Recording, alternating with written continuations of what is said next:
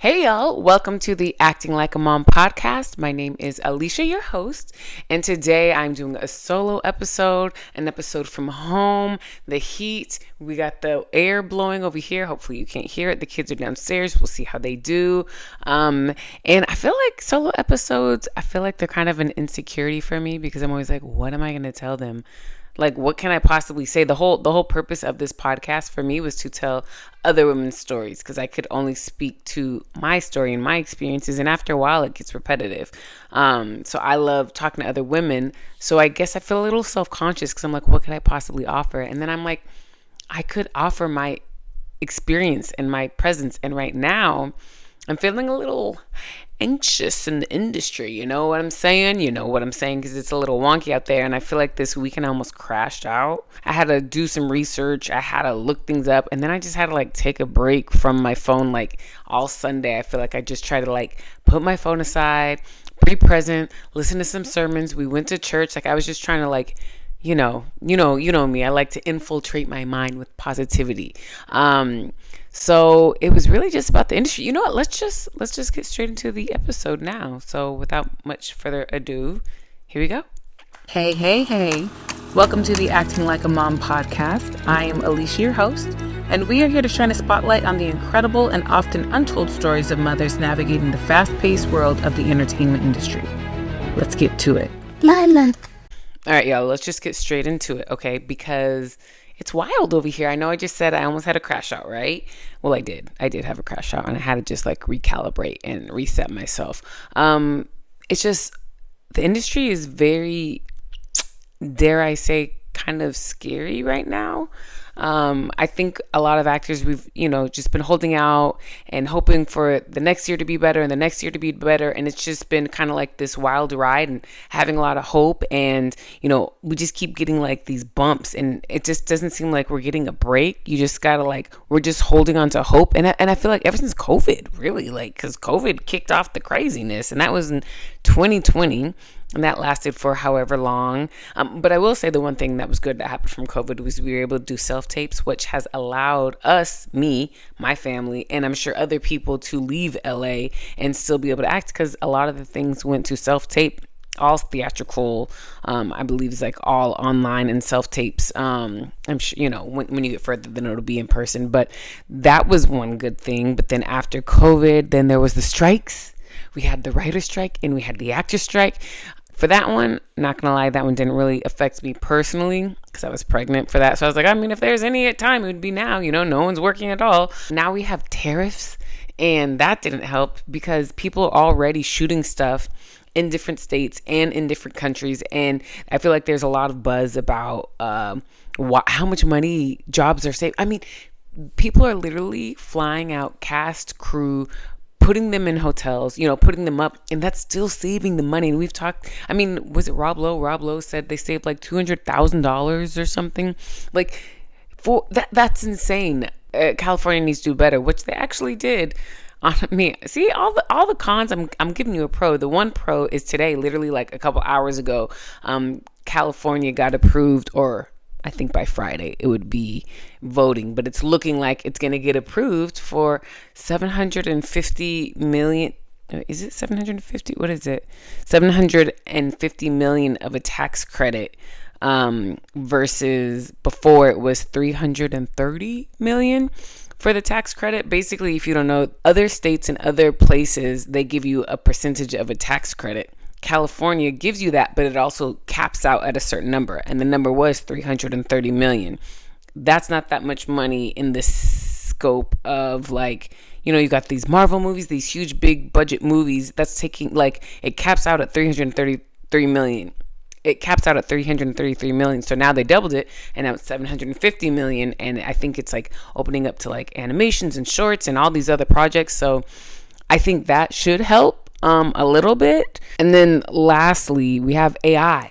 And honestly, I feel like it's AI that's got me super nervous because this is next level of the unknown. We have no idea what it's about to do. And I think I'm hearing more. And I think when it first came out, people wanted to vote, we can't have it, or, we can. And it's like, it's inevitable. It's everywhere. So of course it's not necessarily if, it's just about like when and how and what are the rules. And I know, SAG, that was one of the things I researched. They're just figuring out, you have to make rules for it. So it's going to happen. So now what are the rules? And I think that we're just in this space. And I guess, and I think that they're moving fast. The way that AI is going to take over, I don't know, like, is this going to be a lost art form? That I think those are the things that scare me, because I think even being an agent now, I have clients who have asked like, oh, can we add on X amount of dollars so that we could do an in-house scan basically for AI. They're basically just trying to like figure it out, but it's like, oh, it's for in-house only, and if we used it then we would pay. But it's like, we don't want to make it easy for you guys to do that, because all you're gonna do is get rid of the models. It's just gonna be gone. And I feel like I'm asking like everybody what their opinion is on that, because I mean, AI is going to affect many industries, if not all industries, right? Like, unless you create something, it's just taking away so many jobs. I definitely feel like AI has more cons than pros. It's going to eliminate so many jobs.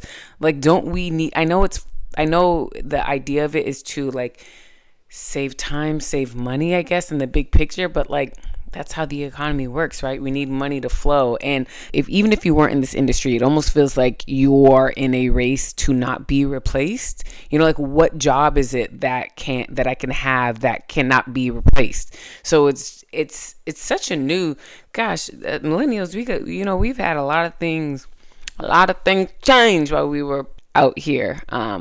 It is scary, but I do think that you can, kind of change your perspective on that. I was actually listening to one of the SAG podcasts. I think it was the South by Southwest panel something, and I wrote it down. And the guest, she had said something, and I was like, that is true. She said, this is an industry that has had a long history of disruption by tech, and it's very adaptable, and it will adapt again. And it's just really trying to figure out how technology can not replace people, basically. And I was like, you know what? That is true. This industry in particular has had a lot of changes, has had a lot of things. And I don't know exactly what it looks like, but there will be changes. And I don't know. And then I found myself just mindlessly scrolling on YouTube because I needed to give myself a break. And I was just like, okay, let me just watch whatever. I was just watching some shorts. And there was this interview, brief quick interview. It was an 81-year-old man, and they said, what's advice you would give? And he said, if you live in the past, you're depressed. If you live in the future, you're anxious. But if you live in the present, there is peace. And I was like, yes, that's exactly what it is, because I feel like the fear of the future, it was making me so anxious. I felt like a ball of anxiety, because you think of like all the sacrifices you've given, all of the training, everything you did, and it's like, now it's just going to get eliminated. Like, it has nothing to do with me. It's just this whole thing is going to get eliminated. But it's like, no, just, you know what? All I can do is live in the present and try and move forward, find my space, create a space, and just be present. I was trying to figure out, okay, how can I be present? What is there things that I could do to help me maneuver this space, this anxiety, this feelings of it all? Like, what is it? So I realized that there's a couple of things that I used to do that I stopped doing that I am going to be doing again. And the first one that I feel like I'm already doing is surround yourself with like-minded people, with people who have goals, with people who want to elevate, because you can get inspired by the people around you. I have a friend, her name is Sasha, shout out to Sasha, and we talk very often. Our kids are very close in age. They're both 6 months apart between the two. And she is, I believe, coming out of the fog. She's coming over to the other side. Her and I have spoke so much about just motherhood and the transition and our artistry and how can we still create. And she wrote a movie. And then she sent it to me. She just said, hey, can you read this? And I read it and I couldn't put it down. I finished it in one reading. It's so good, so relatable. She literally already has a location. She has a location locked in, which now forces her, now she's going to make the movie. Because as creators who create films and projects, location is so important. It takes your production level way up. And they gave her a date that's like a month away. She's about to make a feature film in 1 month. And I've talked to her this week, and she has already made so many steps. She's asking people, reaching out to her network, and people are saying yes. It forced her to take action, and now she's making a movie. You guys, like, that is inspiring to me. I'm like, whoa. Literally 2 weeks ago, you just wrote this, and now in a month, you're about to be done. So from beginning to end, it's about to be about what, 2 months from writing to finish? You guys, like, that's inspiring. And that's why I feel like keeping people around you in that space is so good. You know, I've already talked about Aaliyah, who's my partner with the agency, good friend. Our kids are the same age. We push each other. We keep each other accountable. I have a friend. She's not in the industry. My best friend. She is a single mom. She works so hard. She works nights. She works days. She's in school. Like, she's studying to be better. And I'm just like, yo, I have so many strong women around me. Like, I don't have any excuse but to work hard and be inspired. And obviously, you know, you don't always have to work hard. You could give yourself grace. You could do all these things, but it's like, surround yourself. They say you're like the 5 closest people around you. So be intentional about the people you surround yourself with. And I think moms, you know, women in general, we measure our value by our output.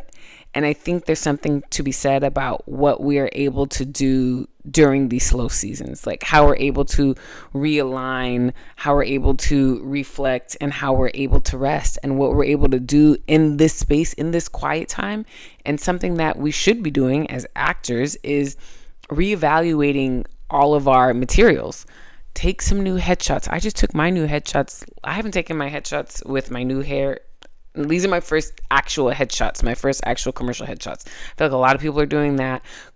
Go through all your photos, go through all the casting sites, take off those skills that you don't do anymore, add the skills that you do now, add video clips. Like, you have time, make a yoga video, put it on. Like, do you run? Do you do basketball? Just put these clips on. Like, it always helps. These are the things that we just never got around to, but now is the time to do that. Look at your self-tape setup.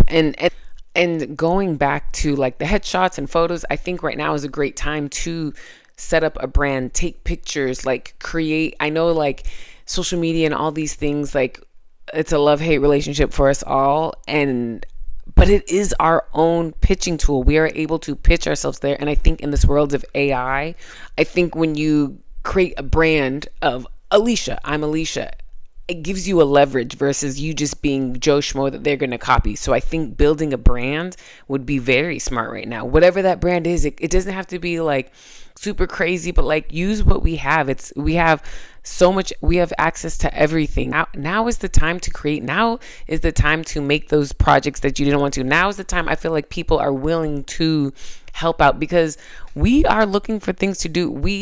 I feel like people want to help.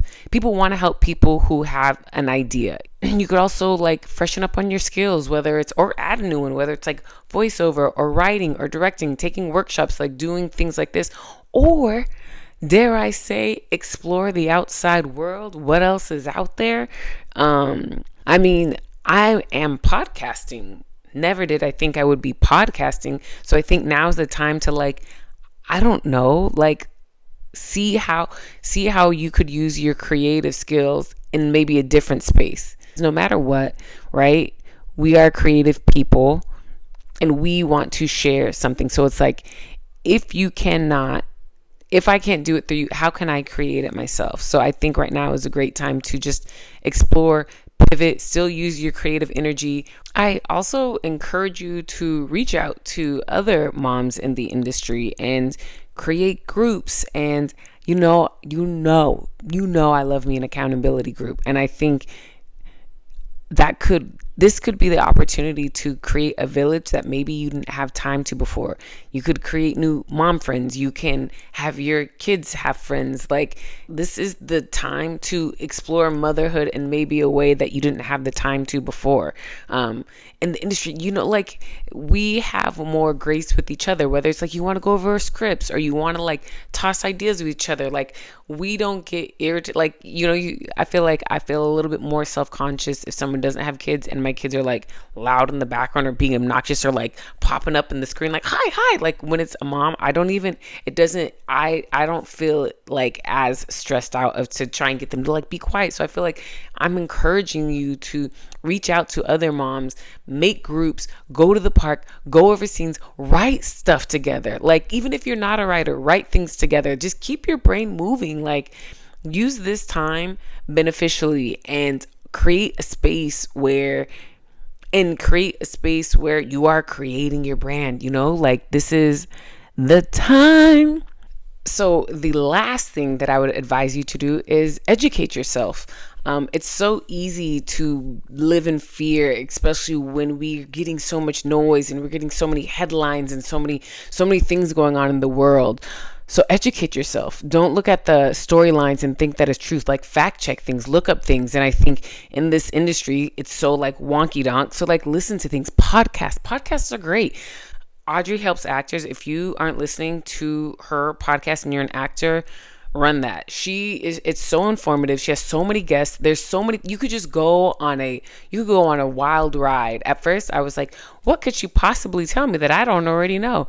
Man, there's so much information on there, and I recommend everyone hop on there.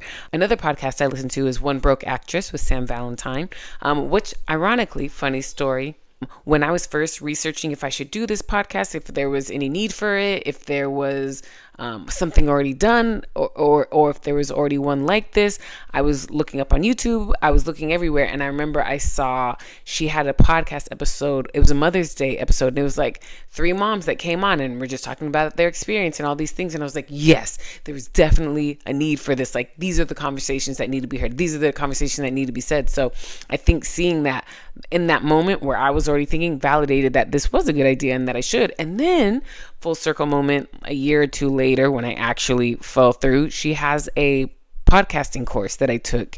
It was really good at like break down steps, and it was a great community because there's other people in there. So it's great hearing their ideas, or like, working on the intros, the outros. Like, it actually helped me get the podcast off the ground. So I'm super grateful for that. That's why I'm like, educate yourself. There's certain things that you could do, that you could build, that you could create if you just like put yourself out there. I also recently started listening to the SAG After podcast because I feel like they got the nitty gritty. They got the, like, this is what is happening right now. So, and I mainly went there because the AI, like I said, AI got me scared. And there's also like the new commercial contracts. There's certain things that you guys should be paying attention to, which I need to do better with. That's why I said I'm in the process of doing better. But there's things that we should know, and there's things that we should know, like in the new contract. I think it's like, if they give you lines that weren't your original lines, they have to pay you an extra day rate. Don't quote me on that. Look it up yourself. I'm just saying, educate yourself. Know that, because there's certain things that could happen on set that you don't know. If you don't know it's in the contract, you wouldn't know to tell your agent randomly, like, oh, they gave me another line. You wouldn't say that. You'd just be happy you got another line. And this is commercials, by the way. But if you read the contract, you would know, oh, they had me say another line. Let me tell my agent so that they could add on my bump. Okay. Educate yourself, you guys. So that's what you could do right now. Be the smartest, be the smartest actor, be the most business savvy actor. Like, and there's just ways that you could lean into this lull, and why not just do it? Use this time as the time that you didn't have, that you have now. Okay. And that is all I got for you guys today. I just really felt like it was important for me to vocalize this, because I'm sure I'm not the only one that's kind of nervous with how the industry is going, and all we could do is do our best and be present. Don't think about the future. Don't think about what it was. Be in the present. Create for the present. Let's create this space. Do all the things that you want to do. Check all your sites. Upload the videos. Create a brand for yourself. Like, do it. The time is now. This is not, we shouldn't look at this as a negative. We should look at this as a time to create. Whatever that is for you, get out there, create your village. Y'all, do what you got to do. So that is it. I hope you all have a great day, great evening, great morning, whatever it is. And I'll see you next time. Thank you so much for listening. You could have been anywhere, but you chose to be here with me. If you liked what you heard, put a ding on it. Don't forget to rate and review. And remember, motherhood is the best hood.